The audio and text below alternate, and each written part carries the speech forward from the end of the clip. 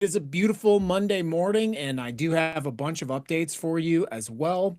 It's good to be back. As a reminder, we stream the show live on Monday, Wednesday, and Friday. As a quick update to the news schedule, if you're not quite yet aware, this weekend was the last weekend we'll be uploading shows. So it's going to be Monday through Friday. We got to buy time back. People want that old Rebel radio to come back. So I got to get some time back for myself. But do catch the shows on Spotify or Apple Podcast. In fact, let me get into why you need to go check out the uploads to Spotify right now. Let me tell you a little bit about why I'm hopping on at 12:30 today, and that is a really upsetting thing, unfortunately. Last night in Las Vegas, I was filming for a documentary about Las Vegas Metro Police's use of flock safety cameras. And I was filming the police during a large police engagement on Cheyenne and Durango in the zip code 89129. I actually had just gone to the grocery store and there was like 30 cops. And, I love getting B-roll footage, especially when it's a bunch of cops apparently just wasting money on overtime, all that sort of stuff.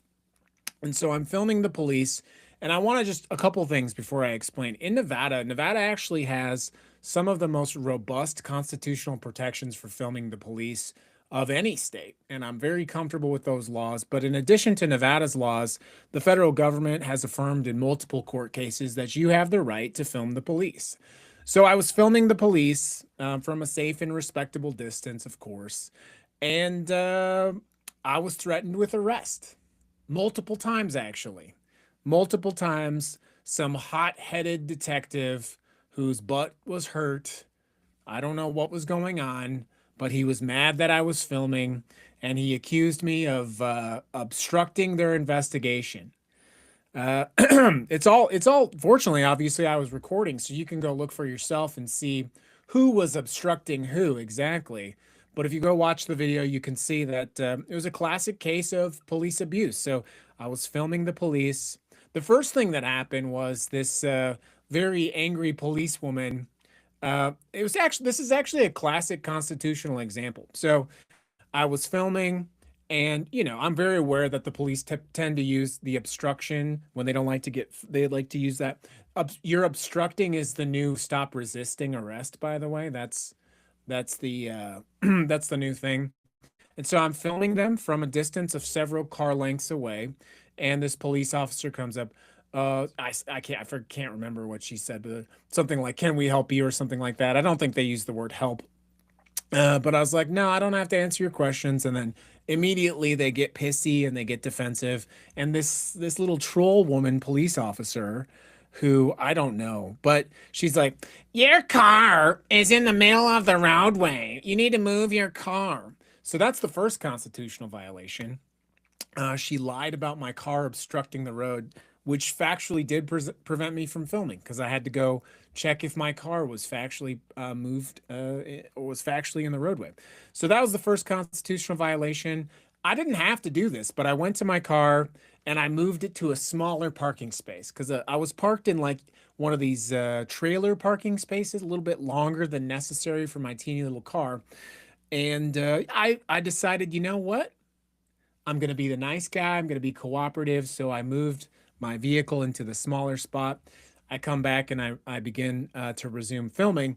And the small troll woman goes over to my car and she goes and looks at my vehicle and she calls my license plate in. That is the second constitutionally suppressive act. Why is that? Why do I say that? Well, calling a license plate in is a form of investigation. When you investigate someone, you should have a probable reason that they're committing a crime. I had just stated to the police officers, plural, that I was legally exercising my First Amendment rights.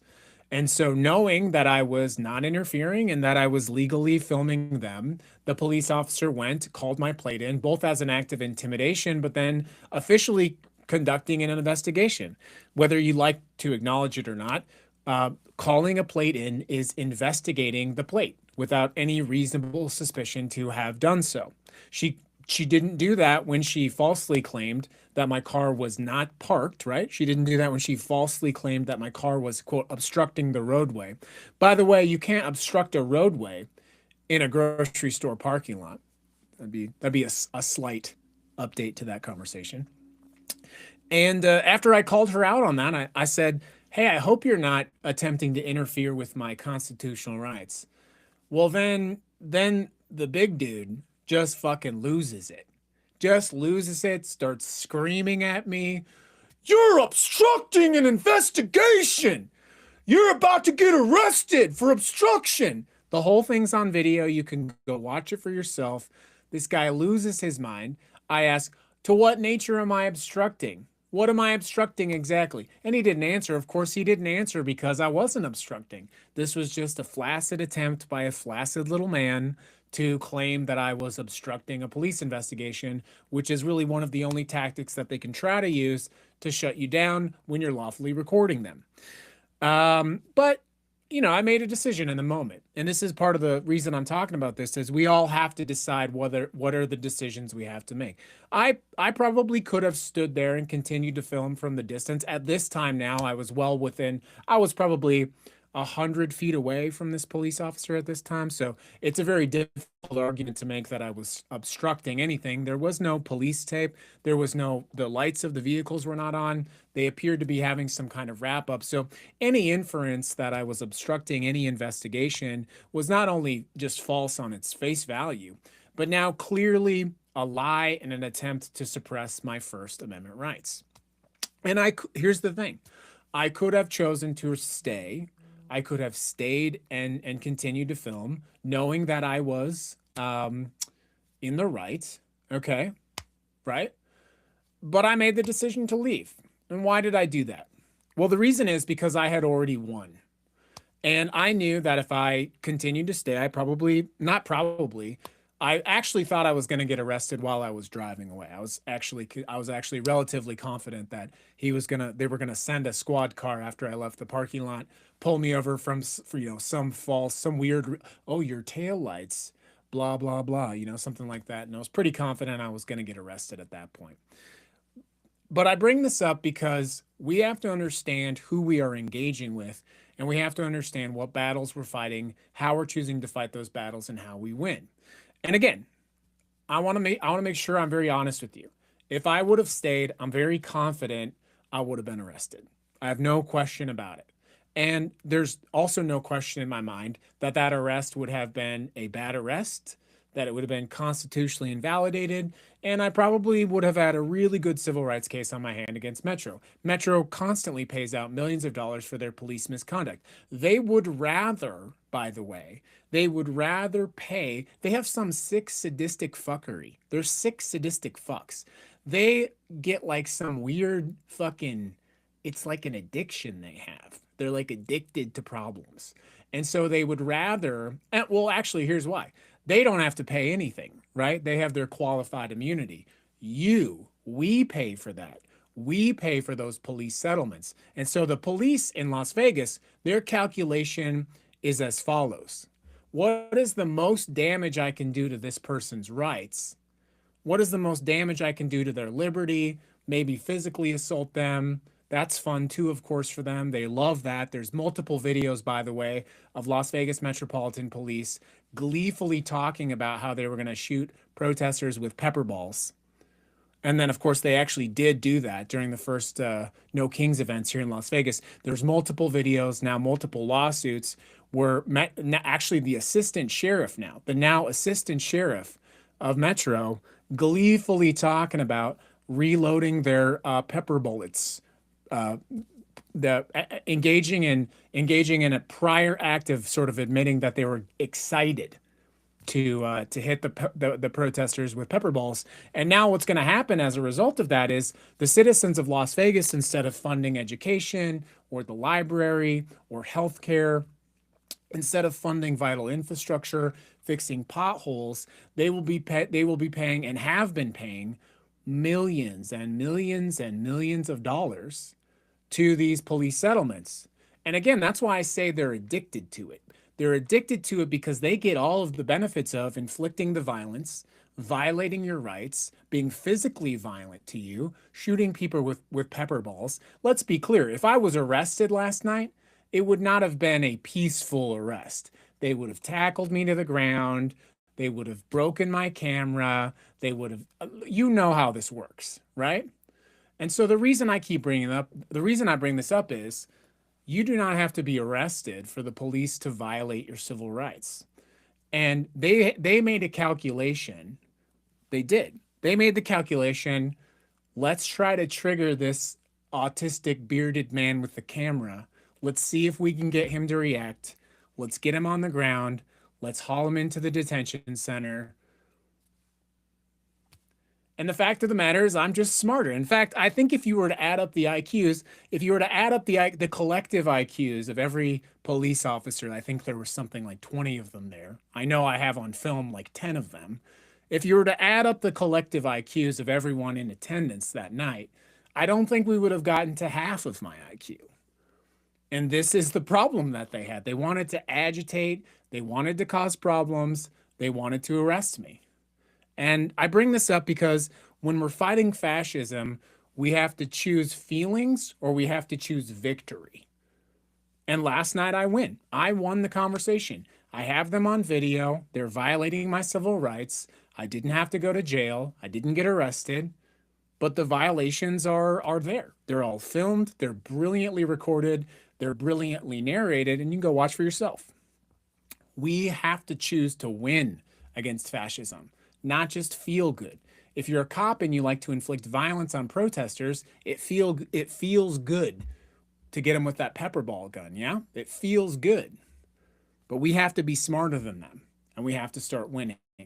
Welcome to the show, everyone. I got into a little tangent. If you want to watch the full video of what happened, it's actually on it's on Spotify, excuse me, also on YouTube. Go check it out. And of course, you know, I have to remind you that here on the Ignition News, we don't support or advocate for violence, but the police sure do, it would seem. So let's go ahead and get into it. We've got three stories that are actually kind of along the lines of that conversation today. The first one is about Pete Hegseth. I'm sure a lot of you saw the disastrous interview before Congress that Pete Hegseth had. We do know that he has fired 24 generals since taking over the Defense Department. It is the Defense Department, by the way. It is not the Department of War. There have been no performance reviews of the generals that were fired. There were no public explanations of this. But now we know something that's actually a little bit weirder.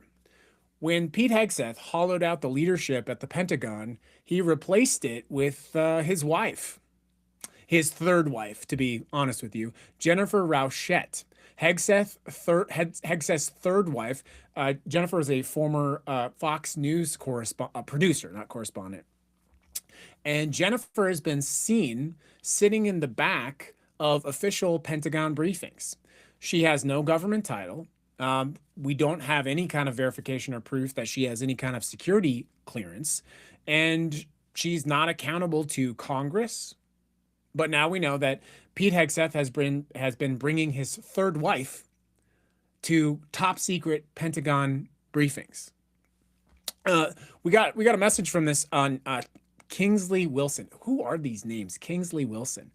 Pentagon Press Secretary Kingsley Wilson claims she has never attended a meeting where sensitive information was discussed. That is a difficult claim to take seriously, though, because we know that Rauchette was part of the Signal chat. Do you remember the famous Signal chat where Hegseth was talking about airstrikes in Yemen? Jennifer Rauchette, I think I'm saying the name right, she was actually part of that Signal group. So, you know, the day-to-day operations of the largest military organization on the planet, which has 3 million military and civil personnel, have been handed over essentially to the deputy, Steve Feinberg. Feinberg is a billionaire hedge fund owner with no prior military experience. We have on record former Army Colonel Kevin Carroll, who said this: this is just disarray. This is crazy. So we've got Pete Hegseth leaking shit on Signal, standing in front of Congress, saying that apparently we're winning this war with Iran. And now we know that his third wife is sitting in Pentagon briefings, which is wild. I just want to also say one of my observations about this administration right now is that it's just boring. And I think the fact that it's boring is probably the most dangerous thing of all, because this president is used to being a reality TV show. He's used to this environment of manufactured reality where things are kind of true, but also kind of not true. And he's used to being able to just capture our attention again and again and again. And I think one of the most dangerous things that's been happening in the last 4 weeks, especially, is people are just tired of it. People are bored of it. You would have this thing that happened at the White House Correspondents' Dinner in any normal moment of your lifetime.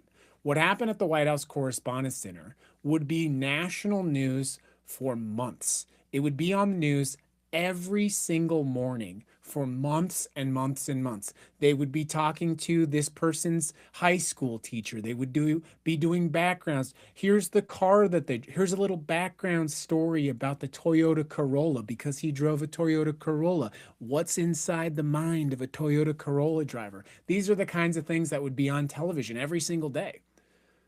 But we just moved past this like it wasn't even, like it wasn't even real.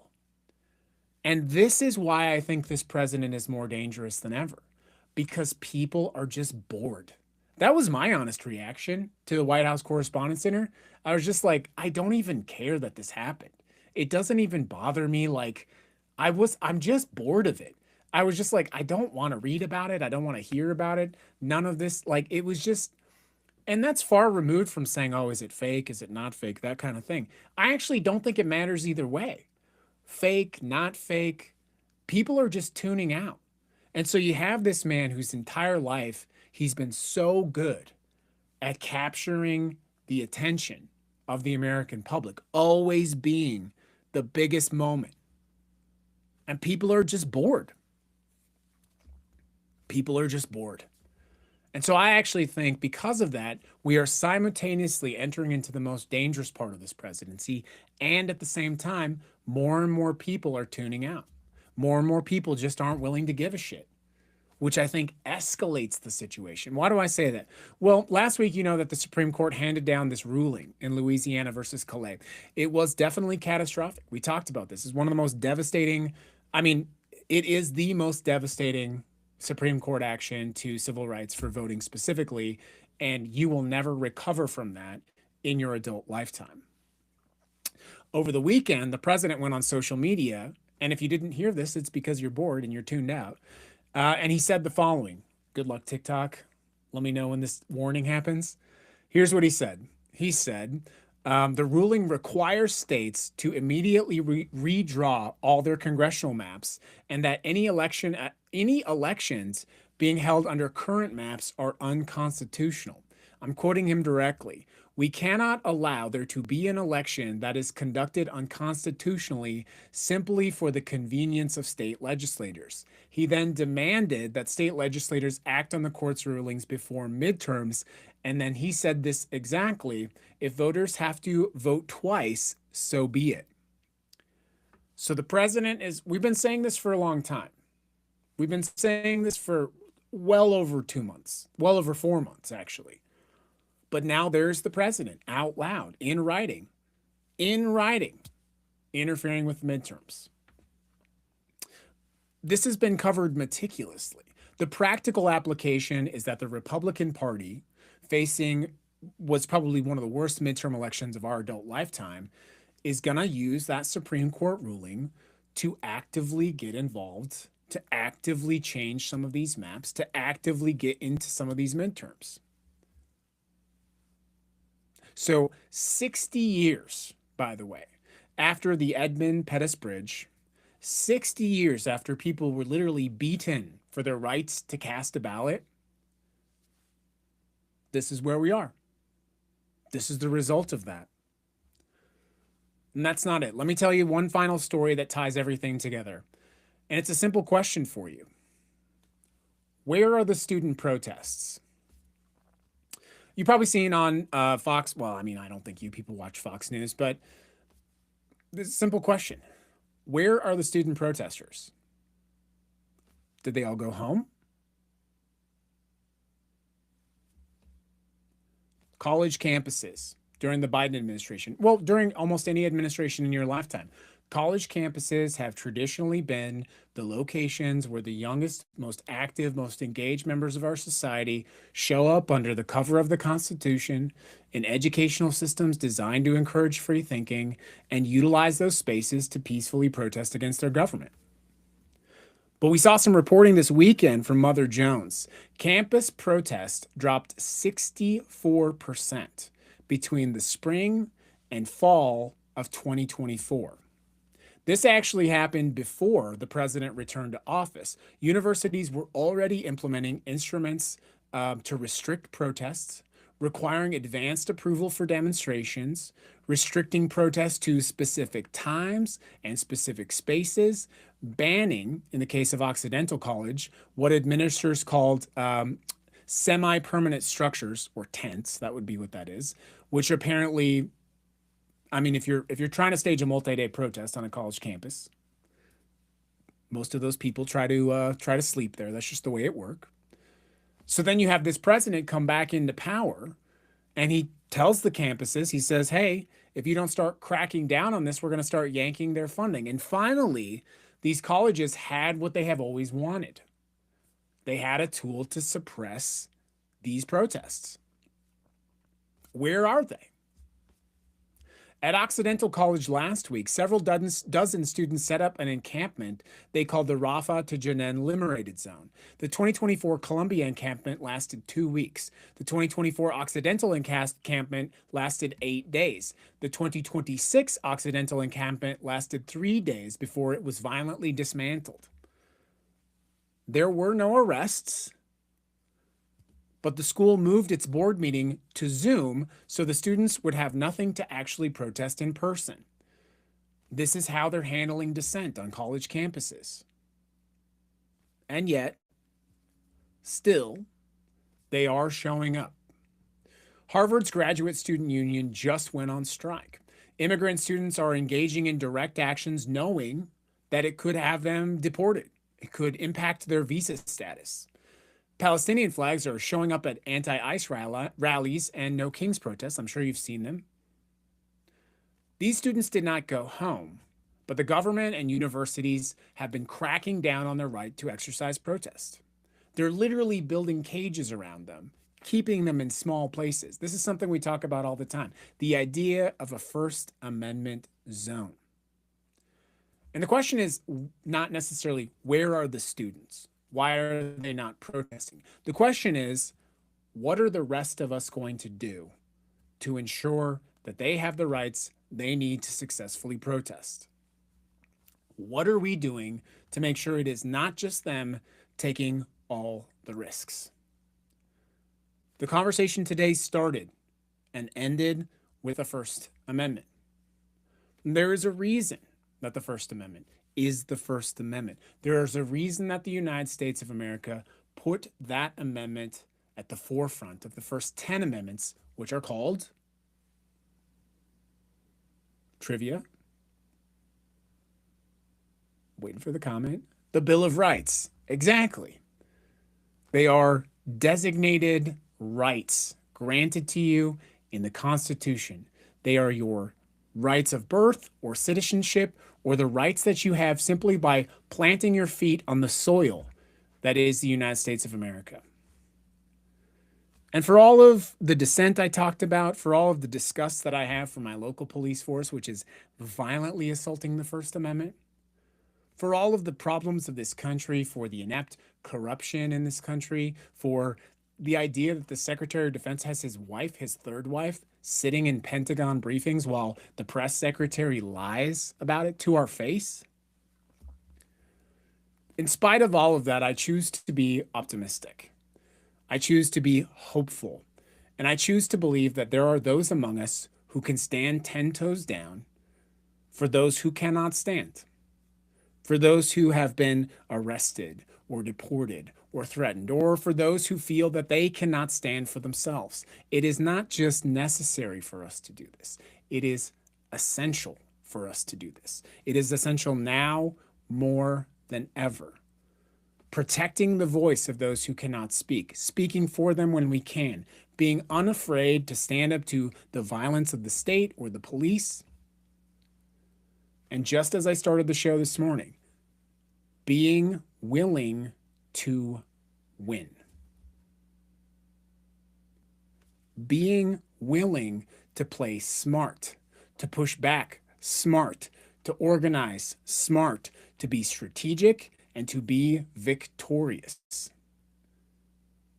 You can stand in the street and you can scream about how much you hate the government, or you can organize, build community, and change it. I choose the latter, and I suspect you do as well. It's great to be back. I'm glad I'm not reporting to you from a jail cell, although I would remind you that was entirely possible. We cannot take our rights for granted, no matter what. If you want to watch the full video of what happened last night, Las Vegas Metropolitan Police's blatant assault on, that's the thing, not just my First Amendment rights, but your First Amendment rights as well.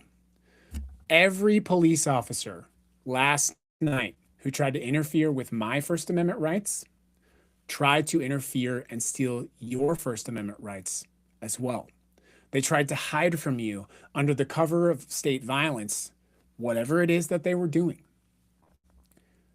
But we win. We won. And we will continue to be victorious. Thank you for hopping on the show today. It's great to be back. That's the Ignition News for May 4th. May the 4th be with you. We'll see you back live on Wednesday. Good stuff.